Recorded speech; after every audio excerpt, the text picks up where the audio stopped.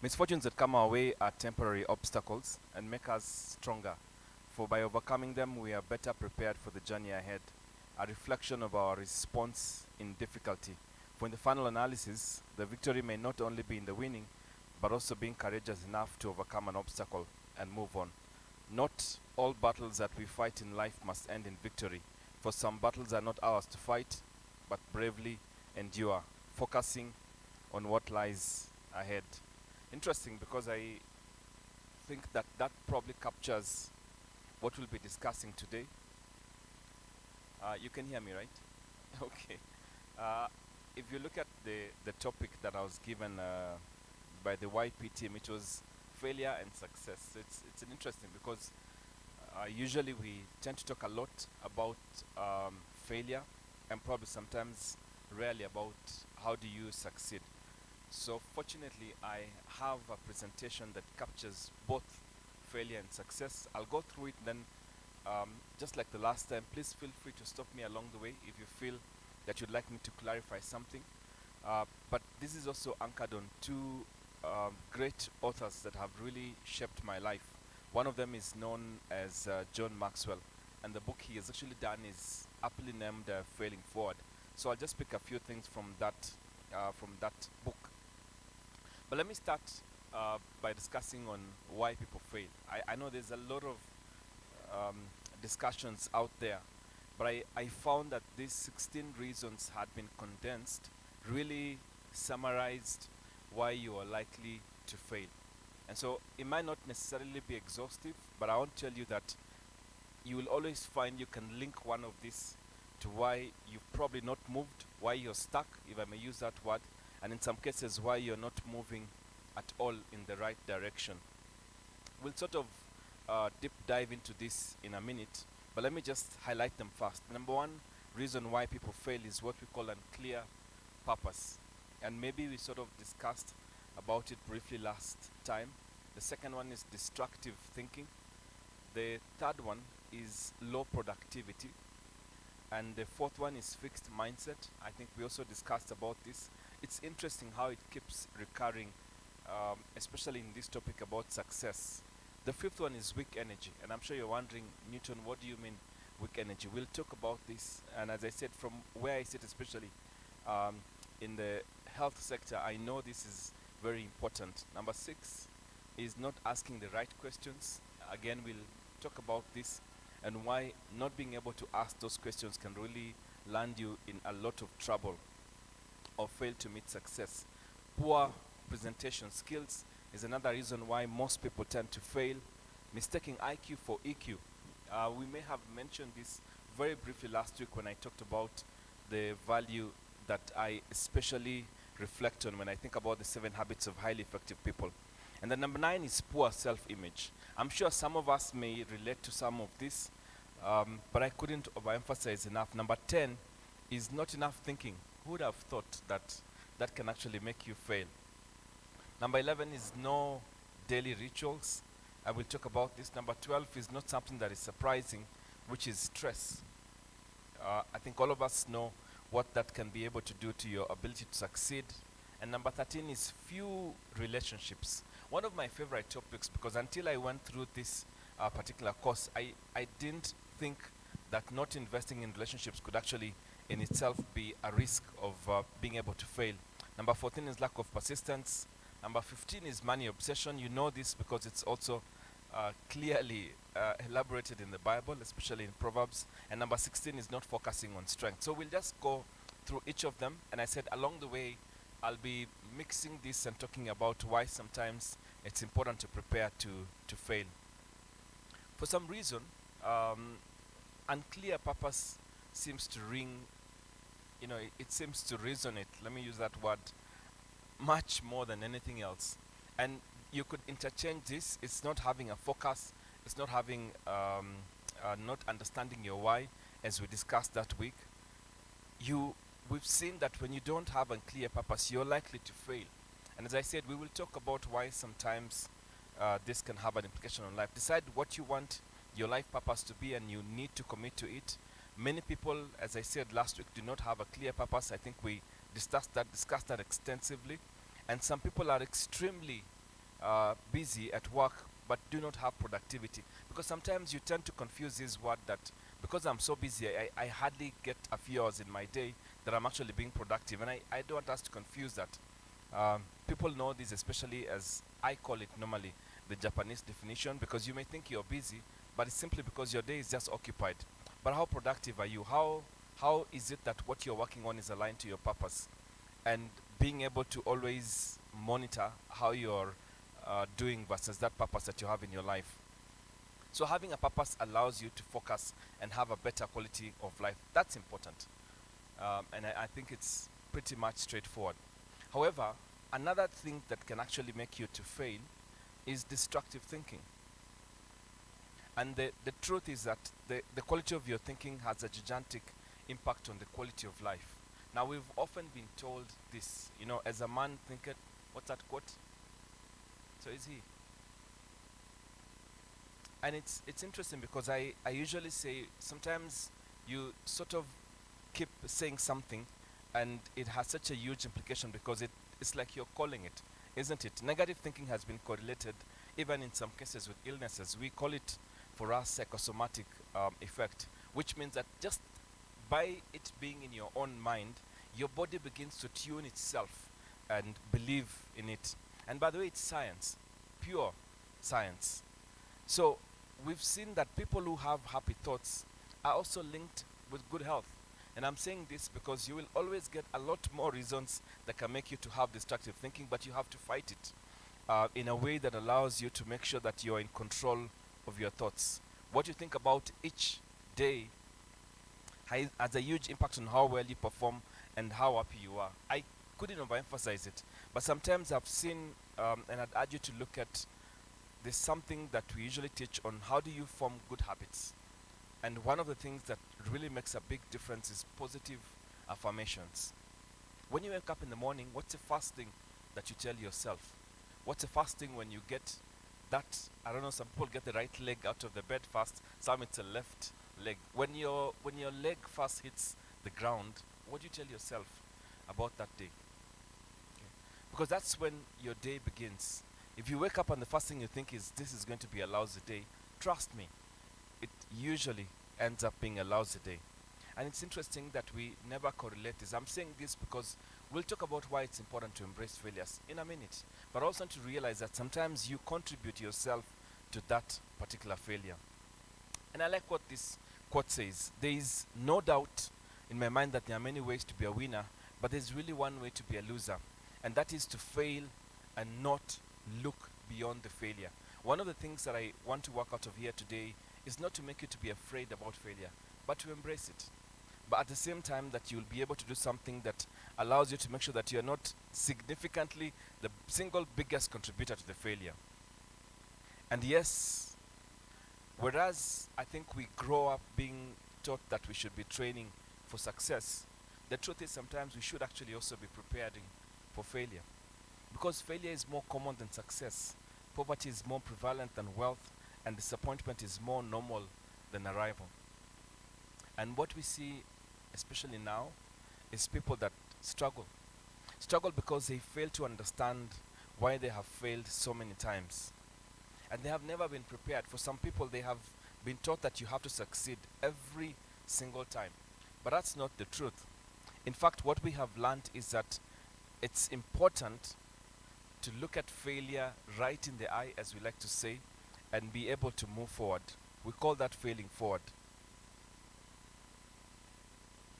So that if you're going to face a challenge, if you're going to face a failure, are you prepared to fail forward?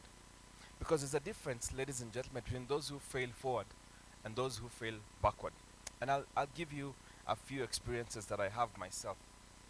Regardless of the type of difficulty that you are facing, the key to overcoming them doesn't just lie in changing your circumstances, but making a commitment to fail forward. Let me start with failing backward. Blaming others. I've seen people that I work with, especially the ones that will come up with all sorts of excuses why it's not their reason why they failed. They'd be very quick to blame somebody else. But you can only do that for a certain time before it really catches up with you. Because you will always blame everybody else for things that happen, without necessarily taking responsibility that you actually had a role to play. And it's funny because those kind of people also do not even last long in organizations. They tend to be quite um, nomadic, if I may use that word. So you find that they stay in one place a very short time. It catches up with them. They're always blaming everybody else why the work wasn't done, why they were not able to deliver what was expected. And so, of course, the moment the heat in the kitchen gets too hot, they quit. The other thing that is common about people who fail backwards is that they repeat the same mistakes. And there's nothing wrong with making a mistake. The entire problem is when the same mistake gets to be repeated in your life. I'll give you an example. Let's say you were applying for a job and you didn't even update your CV, so it has very, very, I would like simple grammatical errors, and then you get that feedback and you're told, please, this CV doesn't look correct, doesn't have correct information. Can you rectify it? Then the second time again, you're applying for a job, you do exactly the same thing. Who is to blame? Or you go for an interview and you realize that there are certain skills that you didn't have. Maybe you need to be able to sharpen on those skills. But instead of going back and trying to sharpen on those ones, you go for another job and you find that you're still having the same mistakes. Expecting never to fail again is something that is very common with those that fail backward. As I said, failure is something that we live with almost every single day. But you have to be able to learn how to overcome and move ahead. Okay. Similarly, of course, it's bad enough expecting to continually fail or being limited by past mistakes. There's a book that we are reading. I mentioned last week in the book club, and a lot of people have this baggage that they carry from the past. It could be past failures and past mistakes, and so the moment you're having a conversation, they start referring to the past as if you were there. Isn't it? Have you ever been in that conversation? Yeah, someone tells you, during my time things were so tough.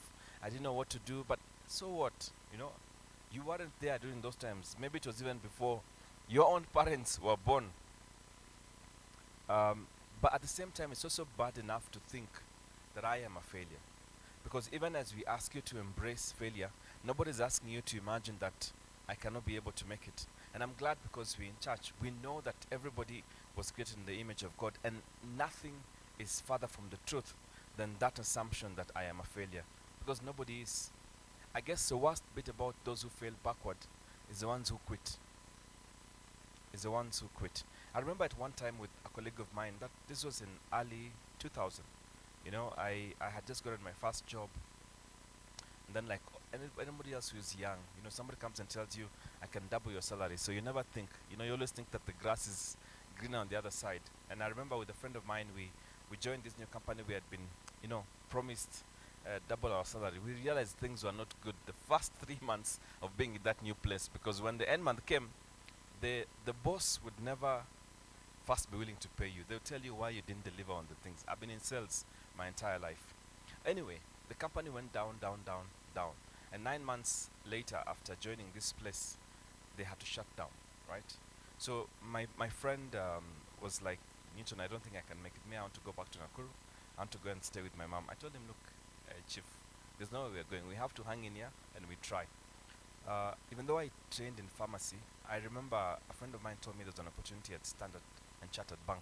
Now, I can imagine you're coming from pharmacy and you're thinking, yeah. But honestly speaking, I knew that I had failed. But I didn't, at that time, I didn't even appreciate the approach that I took. I remember the car I had, which was a sales car that I had borrowed money to buy the car. One time I drove to this now employer that was shutting down. And because I had an outstanding bill, right, I was told to leave my car in the house. So you can imagine you've driven to Parklands, and the next second thing you're removing the umbrella from the boot, and you get into a matatu and get back. And I remember I was staying in high rise. But even then, that for me wasn't a reason enough to say, you know what, I'm going to pack up and go to my parents' place in Kericho. Why should I struggle in Nairobi? And I remember this friend of mine. We were high school mates actually, and I ended up being his best man. He became my best man. But I remember him referring to this conversation, because had I not told him we'll hang in there, even though we are thoroughly broke, no jobs. Today he's one of the biggest corporate directors in one of a big multinational, and tells me, had I not stayed, I don't think I would have gotten to where I am today. And I also look back at myself. Had I quit and opted to go to Kericho, I would have done something else, but I don't think I would have been where I am today. It's always quitting is always the easiest way out. That's the thing about failure. But when you talk about failing forward, you learn to take responsibility um, when something goes wrong. You learn from each mistake and you become better from that mistake. You also know that failure is a part of the progress, and you maintain a positive attitude regardless. As I said, I've seen this first-hand experience. But you have to be able to persevere. And I think that's what we need to talk about, because in my opinion, a lot of the time the struggles that we have is people that don't appreciate that actually failure is a lesson. And sometimes it resets you back, by the way. It resets you back. I was talking yesterday to Pastor Dennis, and he was telling me of a friend of his also who was a very, very senior person in a corporate, earning six-figure salary. And one day everything just went like that. It does. That's life, isn't it? One day you wake up and you realize, for whatever reason, you're being auctioned, you're literally back to zero. The difference between those that actually managed to get out of that is that they realized that they didn't have to blame anybody else, that they could be able to face and fail forward.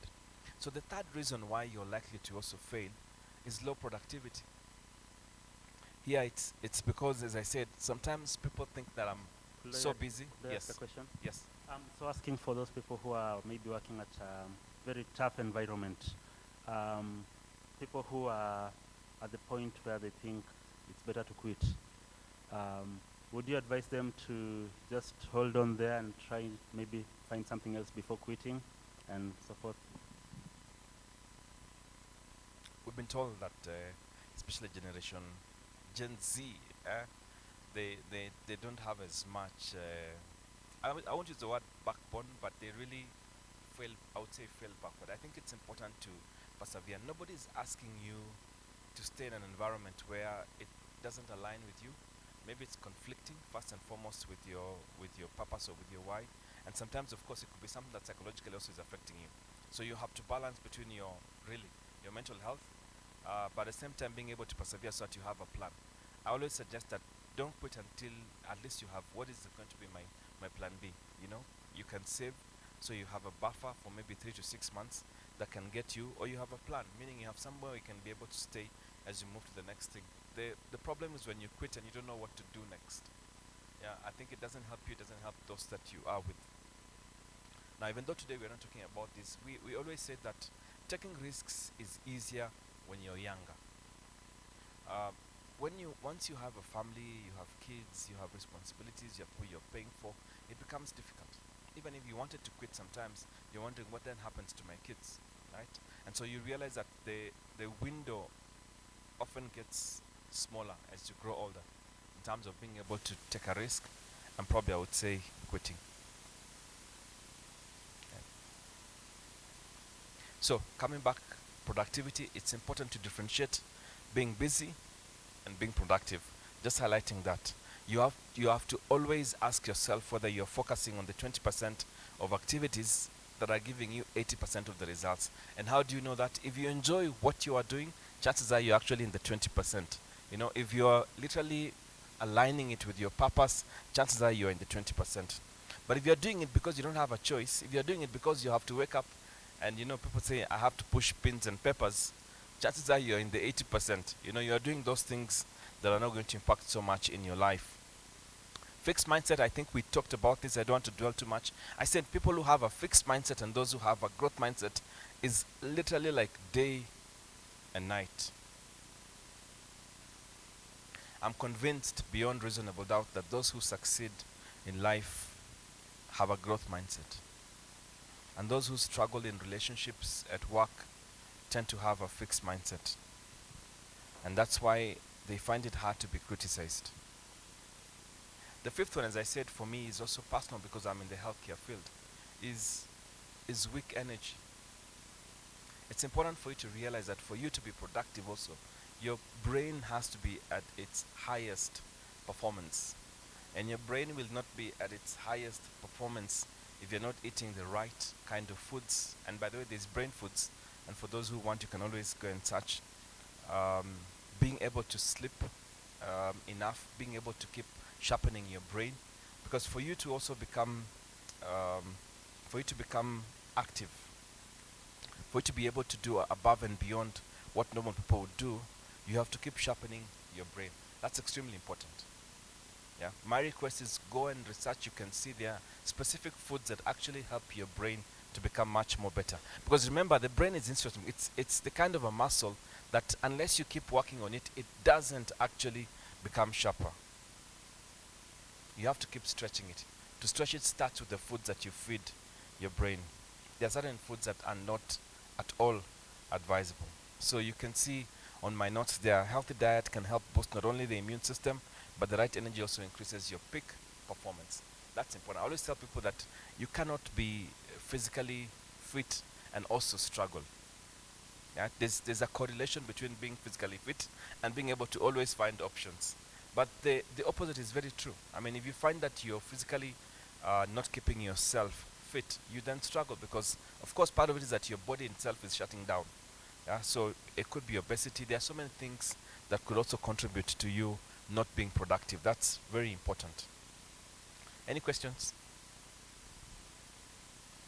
What are some of the brain foods, Oliver, that you can think of? One. One brain food. Brain food. Yeah. Anything that you think that actually helps the brain? Things, proteins. There's It's some a bit kind too of general. proteins. We need to be specific. Huh? That's a bit too general. Anything in specific? Let me think. Fish, isn't it? Yeah, maybe Fish, yeah. Fish, seafood, nuts, things that give you omega-3. So those are things that you can actually be able to read, but it's important that you also consider those things that can help you. It's not just, I said the brain at the top because you need it to be able to function, but as much as possible, my request to you is try and keep your body physically fit. You're much more likely to be alert, to think, and to be able to be better in terms of performance. Okay, it's much more difficult when you're also struggling to manage your body. The other reason why you're likely to fail is not asking the right questions. And you know, one of the things I've seen is people do not appreciate the aspect of asking questions. Questions that I've put there, for example, that you need to challenge yourself, challenge those that you are with. What are my values? What would I do if I knew I would fail? What could go wrong? How could I make 10 times more money? Because of course there's nothing wrong with money, right? There's nothing wrong with making more money. What would my mentor or someone I admire do?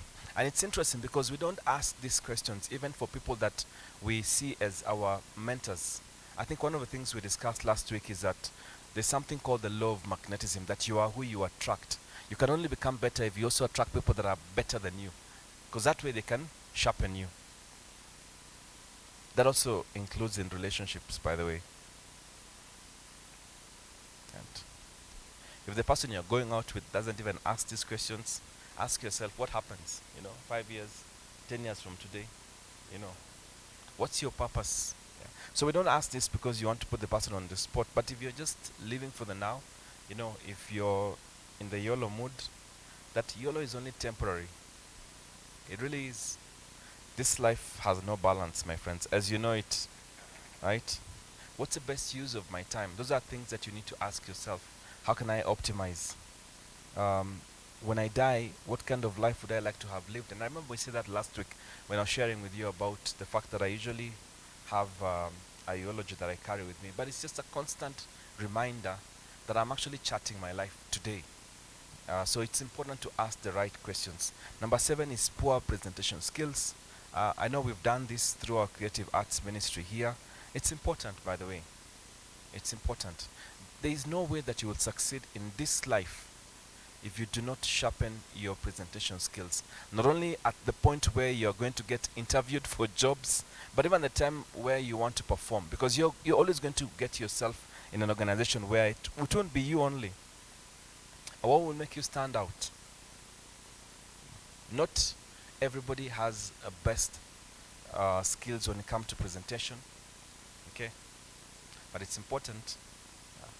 Usually we say that how is it that when somebody sometimes is presenting, people fall asleep? Why?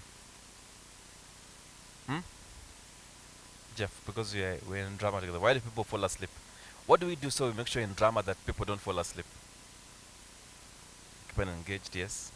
Use a bit of humor, isn't it? Yeah, it's you make it like a conversation, right? So when you're doing a presentation and what you have is a monotone, literally it's just like it's a lullaby, isn't it? Put somebody to sleep.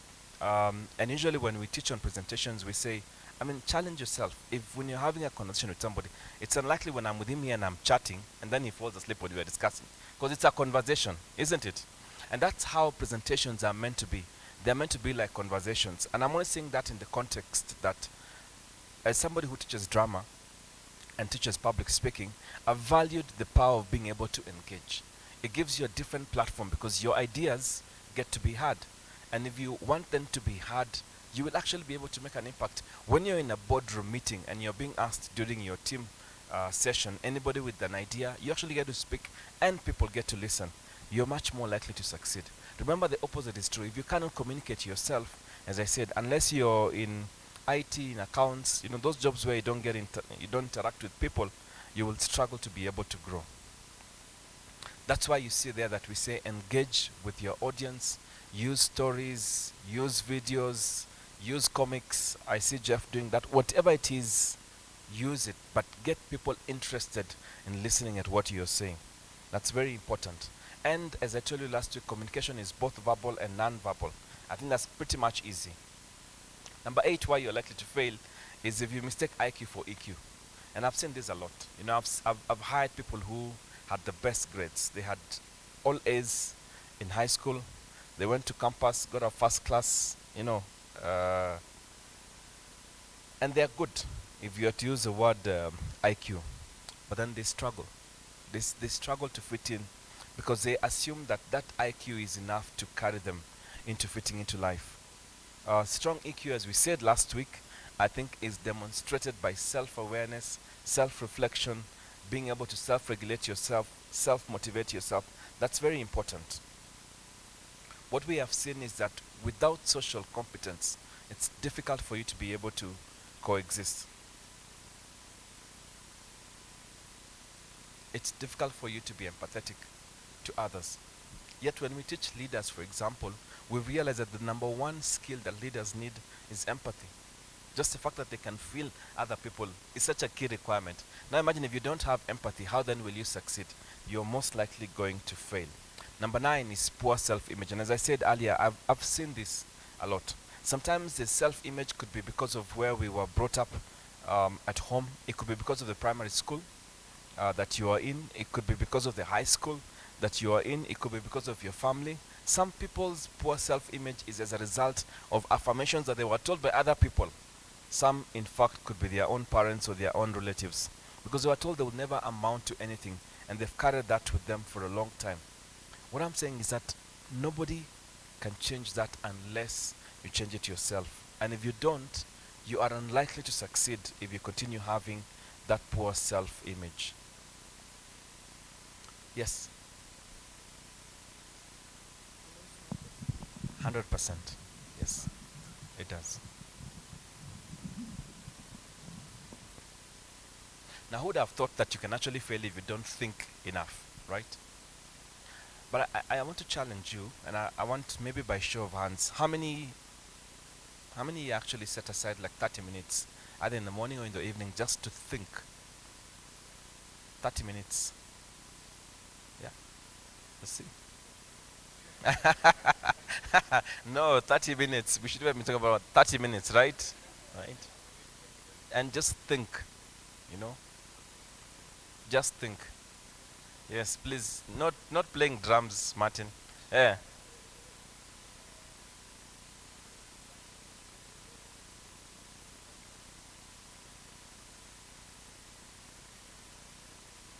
Mic check 1 2. So I mean, so where do you draw the line? Because at times I think, speaking from a personal point of view, let's say when I'm doing my walks or whatever, it almost gets to sort of, if you, let's say, overindulgence gets to sort of like stressing out. Like you're thinking and you're assessing things, and I mean, you just basically you are getting stressed out. Essentially. Uh, at what point? Because sometimes it overflows into that. Yeah, but I think we need to be careful to differentiate between thinking and getting stressed out, because you might be thinking you're thinking, but you're literally just, no, you're in a moment of stress. When I talk about thinking, is really being able to reflect. As I said, when we discussed last week, we said you need to have your why. And we said that the why should have, do you remember the components we talked about, right? It should have an impact and the contribution you want to have in life. But you're asking yourself, what is my why? Am I living my why? If I'm starting out in my work, am I happy? What do I need to do? So you're sort of challenging yourself. We usually say that the greatest enemy really is self. And when you do that, you're saying, what could I do better? That's very important. I think it'll also actually relieve you of some unnecessary stress. Because we also know, as I said, and I was reading in my poem, that there are certain battles that you are not meant to win them, just to endure. But if you think about it, you actually do realize. And I'll give you an example. Sometimes you find that the battles we are fighting are within our own family. I mean, your own family members become your greatest impediment in life. So do you want to say that you want to now fight them? Not necessarily, isn't it?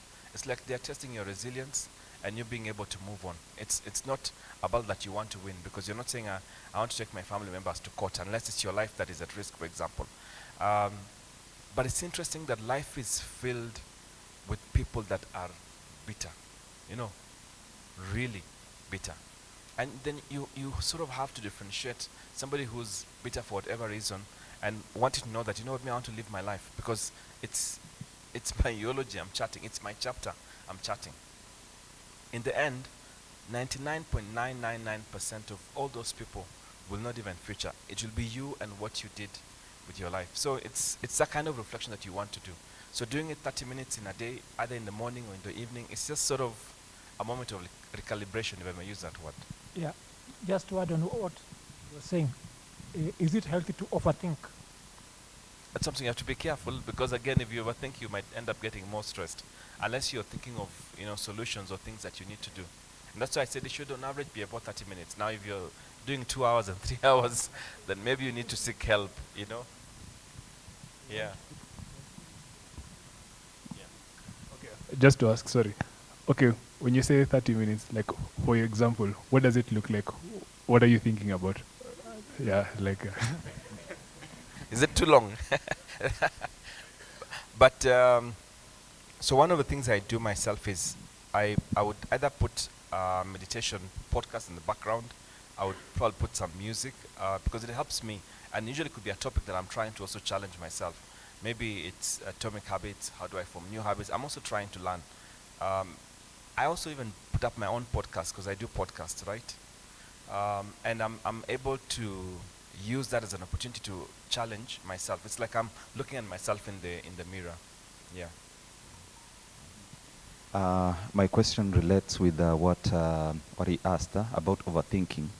There are those ones who are thinkers, and sometimes that goes with personality. So they can overthink to the point of you're trying to think, what will people say if I made this point? Am I sure? I don't want to hurt. Yet it could be actually something that is of benefit to to yourself and to the larger group. So how do you unlock from that negative bit of your personality so that you may come out and be effective? I think, Pasi, for me, I would say that even your thinking should have like an agenda. You may use that word. Yes, I've set aside the 30 minutes in the morning. Maybe it's 6 to 6:30 or whatever time it is. I think you want to be able to say, what do I want to focus, so that you really align. Because the human brain is so diverse. You start thinking about things that maybe might end up stressing you more if it's just a sort of a blank check. And as I said, the general guidance is about your purpose and your why and your goals and how you are tracking against them, right? If you start thinking about your neighbor and the way they were looking at you, and you suspect this neighbor could be having their armed That happens, by the there are people who overthink, um, and that doesn't help. And we've seen, I always use the example of custodians. They overthink until they are convinced that a cat entered into their house, opened the door. Isn't it? You've heard about genies. But do you really think that genies actually like the cats? They change to human beings. Eh? I think it's overthinking. Okay. The other thing is daily rituals, and you can see it's correlated with the thinking. Um, what happens is that there are certain things that you want to have as daily rituals in your life, and I'll tell you this because over time certain things become habits. What you don't want is the bad habits to be the ones that take over your life. A good example is, as I said, when you wake up in the morning and before you put your leg on the floor, what's the first thing that you tell yourself? There's a book, and I think I'll share with you. You'll remind me. And this is a professor in Stanford. He realized that the people who woke up and the first thing they did was to have an affirmation that their day was going to be very good, ended up having very good days, and their lives ended up being much better. But this is something that they actually literally did as a daily affirmation. There are certain rituals that help you to build new and better habits.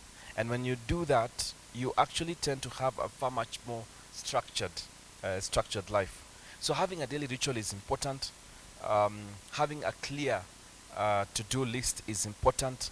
Beginning with things that you prioritize in the day is important, and reviewing it is important. We discussed last week about the 4 boxes. I don't know if you remember. Well, the other week we said in life there are 2 things. There's urgent and important, or you can say very urgent and important. The crisis box, and then we have this box called not urgent but important, which usually it's you who determines those things that you need to prioritize in life. A good example is, for example, your financial freedom, and being able to build. And how do you do that? That's extremely important. Number 12 is pretty much straightforward, by the way. As we know, stress is one of the major factors why people actually fail. For us, we say that stress can also cause you to do things that you did not want. I was sharing that there's a podcast we are working on, and we're working with a psychiatrist, and we were talking about, for example, a very common topic like suicide. What usually starts as just a thought, people always assume that somebody sort of just wakes up one day and decides, I want to commit suicide. It even takes 3 or 4 years. It's a build-up. It snowballs. You're unhappy. You feel like you're not living your purpose. You feel like you're not achieving. And what happens is, with stress, it's like your foot, which was on the gas pedal, just begins to come out slowly. Now you lose focus, because even at work, because you're thinking that I'm not delivering as I ought to, in fact it has a counter effect. You begin to become less productive, less engaged, and almost completely disengaged. You realize with your family it's the same thing. You keep removing the foot from the pedal, and it happens also in your personal life. How do you relieve stress? Again, you see, for us, maybe of course, the first thing is that you need to pray. You need to meditate. You need to anchor your spiritual anchor. What do you need to do to be able to realign and to recalibrate? You need to focus on your circle of influence, the things that you can change. Don't focus on your circle of concern. Those are 2 different things. Circle of concern are things that you cannot do anything about, but circle of influence are those things that you can be able to impact. But of course, cut off toxicity. It's important. Okay. As I said, even though we call that the law of magnetism, it works well when you're attracting people that challenge you, help you, and mold you. There are those people that actually you attract that drive you into far much more trouble than you need to. Okay, we say that. Few relationships. Interesting. What I learned here is that relationships are like bank accounts. The best relationships are where both people are depositing into the emotional bank account. The worst relationships is where one person is depositing, the other person is just withdrawing. And it doesn't matter whether it's just a friendship, whether it's actually dating, or it could even be marriage. Either way, when it gets to the point where somebody is just withdrawing and depositing nothing, that imbalance normally causes a lot of problems. There are people who actually call you when they're in trouble only. In fact, the moment you see the call, you can almost predict exactly what they will say. Sindio, Buddha niaje, and you know the next point is mazee, kumenda hivi, you know. And literally, I know it sounds funny, but literally they are withdrawing from your M-Pesa, this one. But it's also withdrawing in terms of the emotional bank account. So they only come to you when they need help. And when we talk about depositing in relationships, we talk about giving time, being there for the other person, finding out how they are doing. In fact, literally, even before they ask you for something, you also gift them. You know, it could be Easter, it could be Christmas, whatever holiday it is. You're like, by the way, I just thought about you and the family, and I just came to drop this goat. I'm not suggesting that you bring the goat, but yeah. But it's rare nowadays. You don't get them telling you, by the way, this is just for you. Yeah. Hmm? There, isn't it? But it's rare. It is. So if you look at the number of times we literally go out and bless other people, even before they ask for it, it's very, very uncommon. But that is what building relationships is about. Because that person that you invest in, one day actually will be the person who will stand by your side. If you're always withdrawing, that's a big problem. Number 14 is lack of persistence. And this is probably related to what we will talk about when it comes to failure or failing forward. It's important to focus on really what matters, but also it's critical to not give in just because you're facing an obstacle. It's important to learn to persist. And I'm not talking about persisting when you know that the outcome is going to be the same. You take the lessons and you restart again. I think our biggest problem, as we discussed last week, is people who want to do something and they never get to do it. And so many of us, by the way, even within this group, are going to fall into that category. We have dreams, aspirations. You've always had this thing you wanted to do, and you never got to do it. You always wanted to start your channel. You wanted to start. You wanted to publish. You wanted to record a song. I'm sure if we were to write a list of the things here that we want to do, there'd be 100 plus. You want to do your own film. You want to start a children's home. You want to give back to the aged. There's so many things that we always dream of doing. But what stops you from doing it? Sometimes it's because we're just not persistent enough. And honestly, I think the best life is the one which, as you tick your bucket list, you're saying, you know what, I tried. At least I even tried to start my own podcast. I got 2 views, but it was better than, because better the person who actually started and even opened a channel than the one who was, they have this perfect plan, but never gets out at that paper. They have a manuscript that they have had for the last 10 years. I wrote my first novel when I was in high school. I have it to date, and I challenged myself that, what, I said I'm really, really going to make sure in my life I tick that box and publish. And it's important to do it. It's important to do it. Of course, money, Bible says, is the root of all evil, right?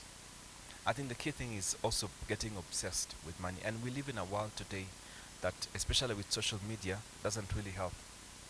I think money is good. Money helps you to get certain things. It helps you to, to be involved in certain things. So yes, there's nothing wrong with the desire to experience life's nice material pleasures. But at the same time, there needs to be a careful about becoming a slave to money. And I'm sure we know a lot of people who do that. Right? The interesting thing is that no matter how much money people tend to have sometimes, they never seem to have enough. Yeah, it never really is enough. So I don't want to be misquoted that I'm saying, don't go after money. Work hard, but in a genuine way, okay? Without necessarily compromising your principles. Make the money, but don't let money become your primary focus. It should never be. Because it always comes at a sacrifice, okay? When you say things which matter the most must never be at the mercy of things which matter the least, the moment that becomes the case, it becomes a challenge. Lastly, just talking about why people fail, sometimes we tend to focus a lot more on areas that are not our best. And everybody, by the way, has a weakness. Everybody has a weakness.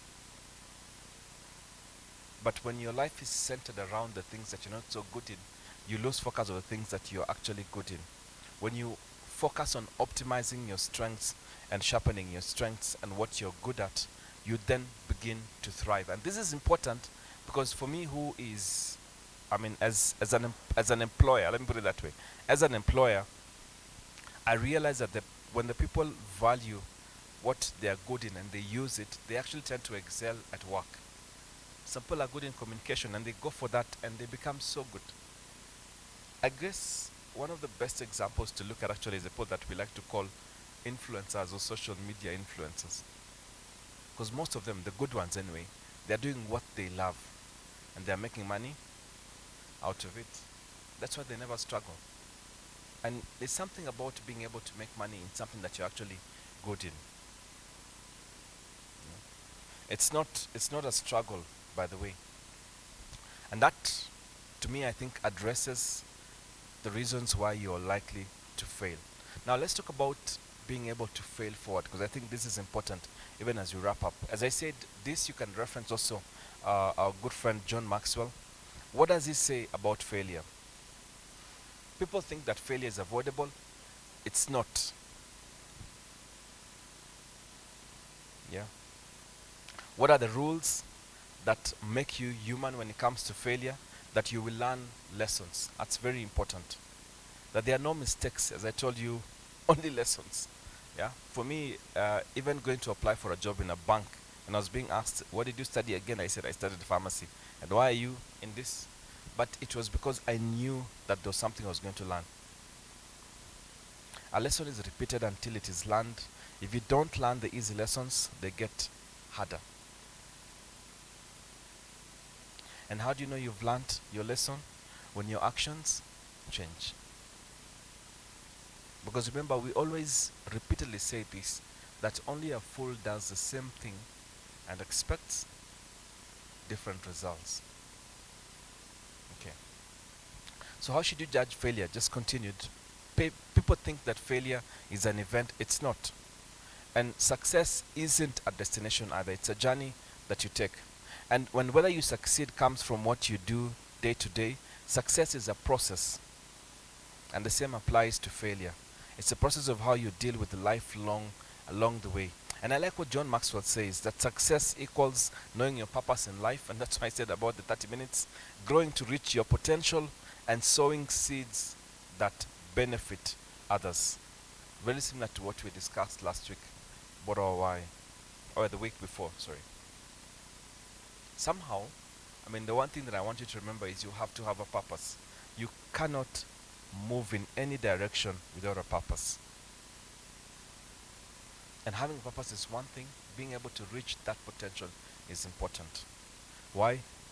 Because we are spiritual beings having an earthly experience. That experience is short-lived. It's in fact defined in the Bible, isn't it? It's defined. You've been told exactly how long you'll be on earth. I mean, how more predictable could it be? The Bible tells you this is how many years that you will live. So you know how much time that you actually have to be able to serve your purpose and achieve your potential. You cannot say that you do not know. People think that failure is an objective. It's not. You're the only person who can label what you do a failure. In fact, what we've seen repeatedly is that people that tend to succeed fail as many times as they succeed. But they never see those failures as setbacks. They don't see setbacks as failures, sorry. They overcome those difficult odds and become successful. People think that failure is the enemy. It's not, and I'm here to tell you that's the case. By the way, sometimes failing is a good thing. It is a good thing. In fact, if you quote Rick Pitino, one of the most famous NBA coaches, he says that failure is a fertilizer. Everything that he has learned about coaching is learned from making mistakes. And that's important because that's where you start. People think that failure is a stigma. It's not. And I can say that from experience. failing sometimes shakes you to your core, I tell you. Literally, I've seen people that start from zero. You know, though you're used to eating bread with butter, then you realize kumbe hata pia ugali na kwanga. The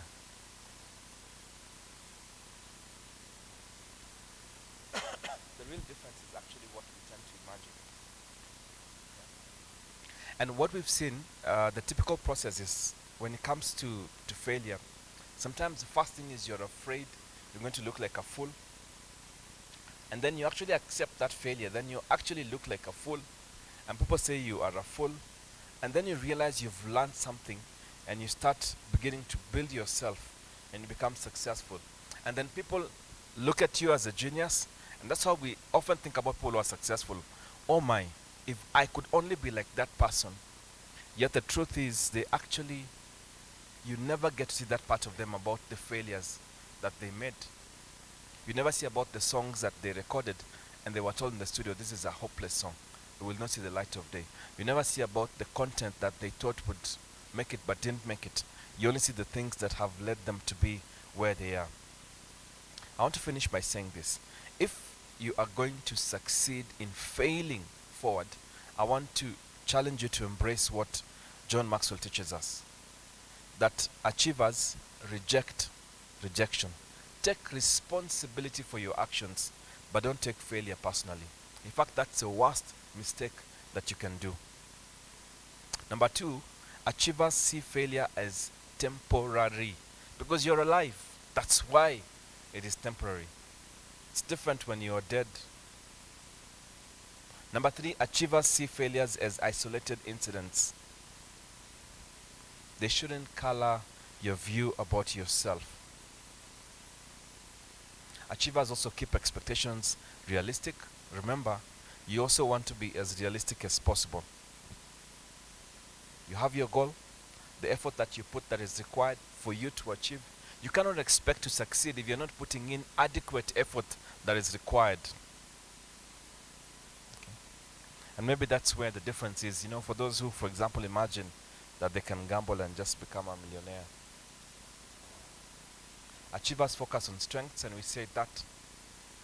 And number 7, achievers bounce back. Very important. I want to finish by saying this is my favorite quote, okay, which usually it's also in one of my podcasts. The life is not a journey to the grave with the intention of arriving safely in a pretty and a well-preserved body, but rather to skid in a broadside in a cloud of smoke, thoroughly used up, totally worn out, and loudly proclaiming, what a ride. This is my single biggest challenge. You want to exit saying that, you know what a ride that was. Because if you risk nothing, then you risk everything. Okay?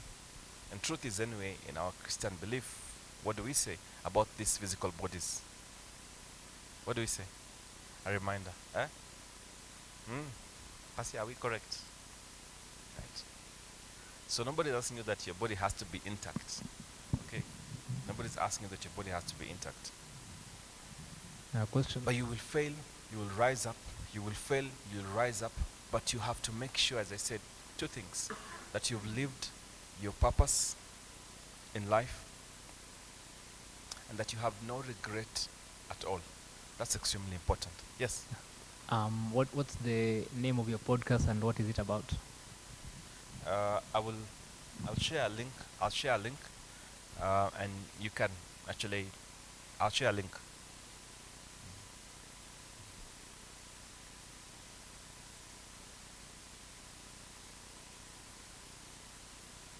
The one that we are launching is yet to be launched, but I have my own podcast. It's on SoundCloud, so it's easy to look for Newton Siele. You'll find. Yeah. Any other question? Yes.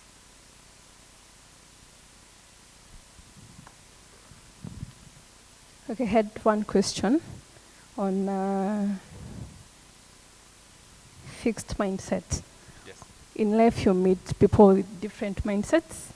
So how do you deal with that? For example, you have your your boss with a fixed mindset, your parent, when you tell him or her that you're planning to do this, they're in total disagreement. How do you deal with people with that mindset? And also question 2, okay, what are the tips would you give for someone who wants to up their game in public speaking? Let me start with the last one. With public speaking, there's no way out. Imagine you have to put in the hard work. Literally speaking, you can't even listen to presentations. You have to. I've had one of my mentees. I worked with maybe 8 years ago. I hired her as a nurse. She could hardly speak, even in interview. And I remember, I told her join the Toastmasters. It's a lot of work because you have to ring fence time and be diligent in attending the Toastmasters meetings. Today, she's one of the most successful, healthcare consultants working in a global organization, and I'm really proud to see that. So with public speaking, there's no way out. Either you volunteer, you come and be hosting as you see Jeff is doing it. You'll start. Sometimes you'll shake. You'll keep repeating yourself. Those things will always happen. But you have to do it repeatedly to the point where you don't have any butterflies. You don't have, you don't have to keep repeating words. You don't do those filler words. Yeah, that's the thing about public speaking. I think to the question of the fixed mindset, it's difficult when you have parents with a fixed mindset because there's a certain age where your parents are the ones who are making decisions, and I don't know, to be honest, whether you can change them. They are the ones who are paying your school fees, the ones who are determining which course you'll take. So it's unlikely, unless you want to completely disobey, that you can change it. But then again, I think you also get a window where you start making your own choices in life based on your purpose. And I think as soon as you do that, you start moving, okay, in that direction. Because some of our parents, the way they were brought up, everything was decided for them. They were told you have to do this because I did this, because I did this. And there was no room to negotiate. What happens when you have a boss with a fixed mindset? That's very tough. But again, I would urge you to look at that book that we said called The 7 Habits of Highly Effective People. You might have to have a subtle way of trying to get your boss, right? Otherwise, sometimes you have to realize that, again, you're only there as a temporary journey. If it's a place where it will never fit with your purpose, you will always have to move. And by the way, I think one of the greatest things I pray for anybody today is to find a place where they get the best out of themselves, a job where you actually feel like you're doing the best. It's not always easy, but it's possible.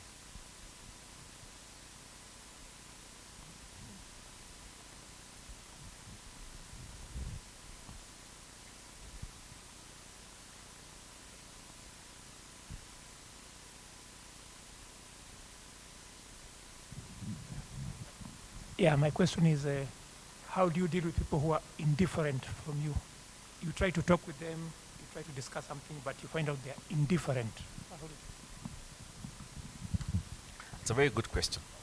If we use the law of magnetism, which is one of the laws in John Maxwell's leadership, they said that you attract you attract who you are. So is it possible? I'm just challenging. Sometimes we may think that the other person is being indifferent, but the fact that we hang around them a lot could be having some similar traits.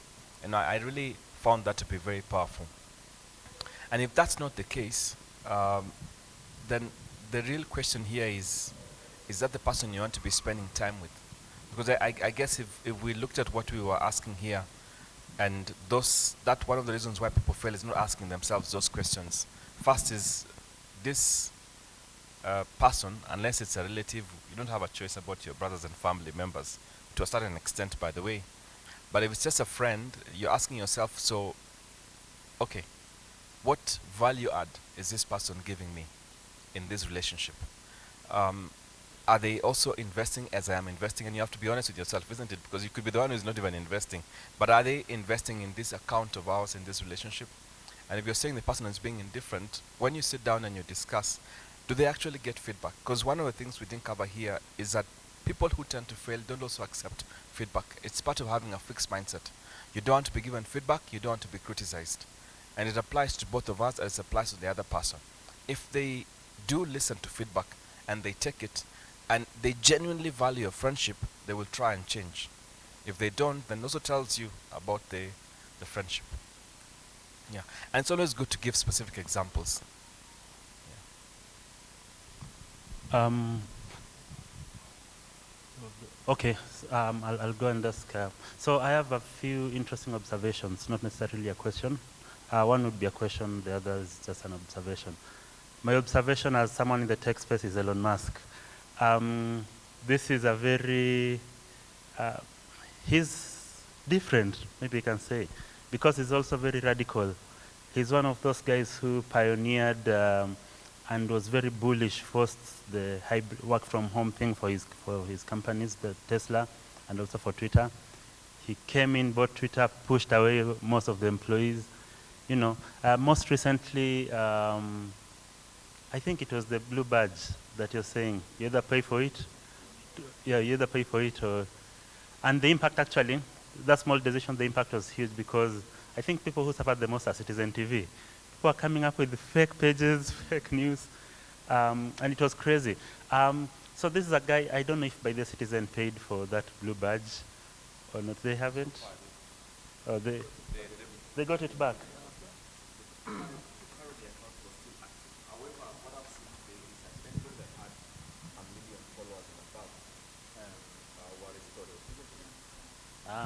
Yeah, so I don't know to think of this guy as a fixed mindset, but he's very radical in a very big way. So that was just an observation that I wanted to throw in. So, you know, thinking of, there are things that we can pick from him, the good things, but also there are things probably that he does that are not necessarily some of the best to pick from. So I think as a ministry, from most of the lessons that we've learned today, personally, there are things that I know we've wanted to do as a young professionals ministry.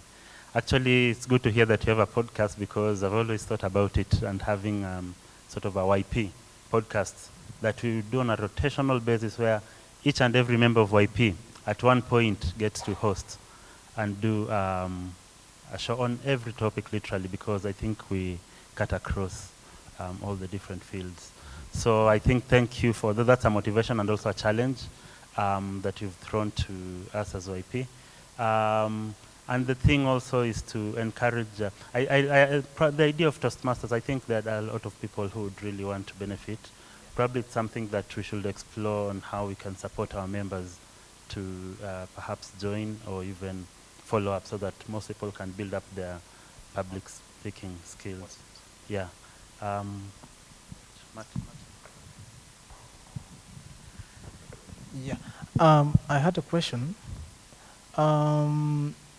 I think let me pick it from my own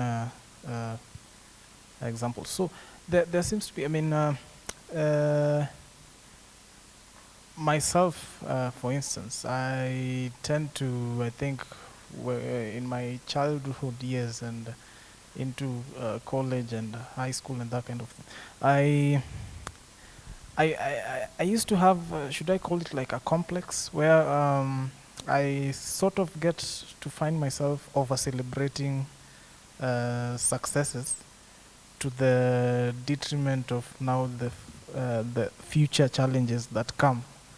And it's a complex that I think I would also like map it also directly to, like, let's say the Kenyan music industry. Yeah, you know, there's this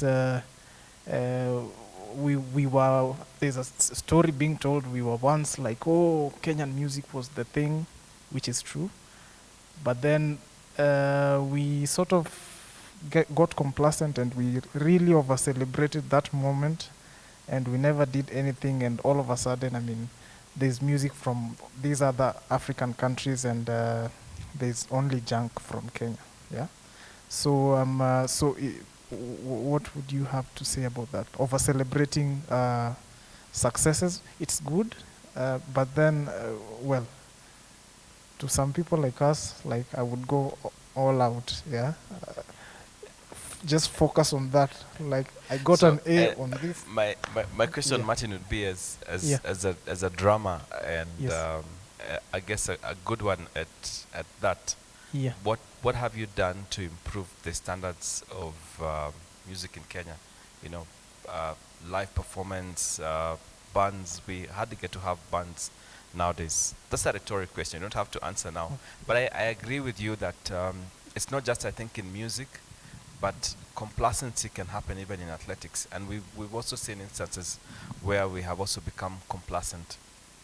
We've had these bursts of years where we have one of the best rugby sevens groups, and then it gets off. So I think it's not just within music, sports, in many of the places where we've not really had consistency. And I guess, of course, it goes back to the fact that we don't even have policies that support that kind of thing. We literally in a country where our politics is very unpredictable. And I say sometimes that plays a critical role, because for people to become good, the skills have to be, they have to be harnessed. In my opinion, we've had, for example, drama, public speaking, music from primary school, that, from secondary school. But what happens, today, if you decide that you're going to take acting as a professional career, can you imagine where you're going to get a job in this country? Or the same for music. So you find that, yes, there's a bit of reality. That's what we were talking about here, where you're challenging yourself that, yes, this is what I want to pursue.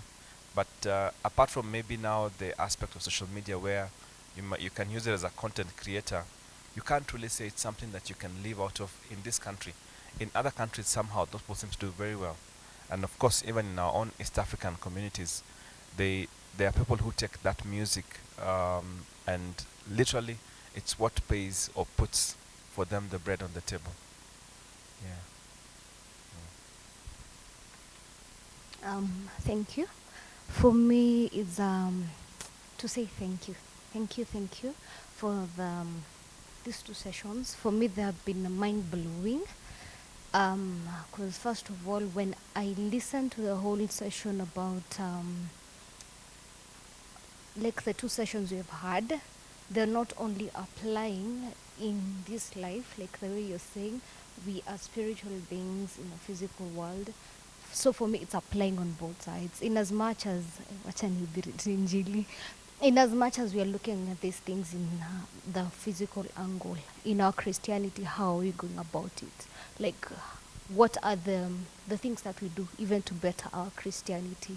Yes, we have learned on these other sides. Yes, we will improve. But what about these other sides? The same things that you can do in this other life is the same things we apply in our Christianity.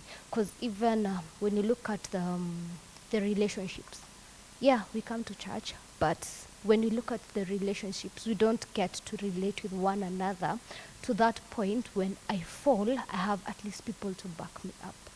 But when we get to have the relationships, there is no way you are going to fall and without people who are going to hold you. Even about that self-image, we get to look at the pastors, they wound us. But when you have that positive self-image, there's so many things that you will just pick up your things, don't blame the pastor, and move forward. So for me, it has been a mind-blowing moment. Yeah, I've learned so much. Thank you so much.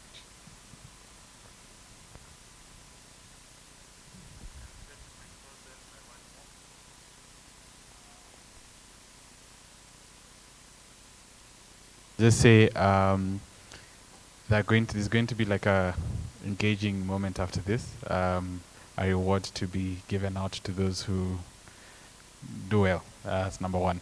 But number two, for what has been taught, there is the people that fall backwards and the people that fall forwards. And sometimes, as human beings, we were quick to make our bad things our habits, right? So the bad habits now take us to fall backwards. So what are things that one can start doing first initially to now break those habits to start moving or falling forwards?